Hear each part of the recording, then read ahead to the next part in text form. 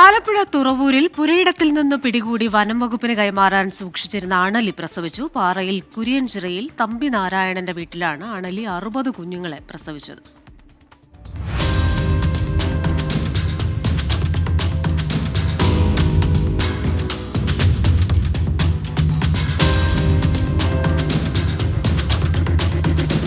കുത്തിയതോട് പഞ്ചായത്ത് മുൻ പ്രസിഡന്റ് മോളിയുടെ വീട്ടിൽ നിന്നാണ് തമ്പി അണലിയെ പിടികൂടിയത്. വിഷപ്പാമ്പുകളെ കണ്ടെത്തിയാൽ തമ്പിയെയാണ് ആളുകൾ സഹായത്തിനായി വിളിക്കുന്നത്. മണിക്കൂറുകൾ നീണ്ട പരിശ്രമത്തിനൊടുവിലാണ് അണലിയെ പിടികൂടിയത്.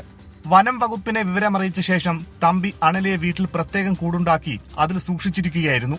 എന്നാൽ വനം വകുപ്പ് ജീവനക്കാർ എത്തുന്നതിന് മുൻപ് തന്നെ തമ്പിയുടെ വീട്ടിൽ വെച്ച് അണലി പ്രസവിച്ചു. 60ഓളം കുഞ്ഞുങ്ങളെയാണ് അണലി പ്രസവിച്ചത്.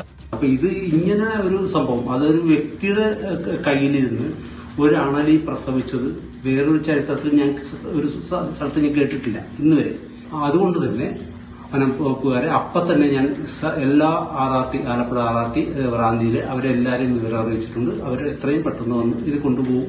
വീടുകളിലെത്തുന്ന വിഷപ്പാമ്പുകളെ പിടിച്ച് വനം വകുപ്പിന് കൈമാറുന്ന ജോലി തമ്പി നാരായണൻ തുടങ്ങിയിട്ട് 20 വർഷത്തിലധികമായി. ഇതാദ്യമായാണ് ഒരാളുടെ വീട്ടിൽ സൂക്ഷിച്ച അണലി ഇത്രയും അധികം കുഞ്ഞുങ്ങളെ പ്രസവിക്കുന്നതെന്ന് തമ്പി നാരായണൻ പറയുന്നു. 24 ആലപ്പുഴ.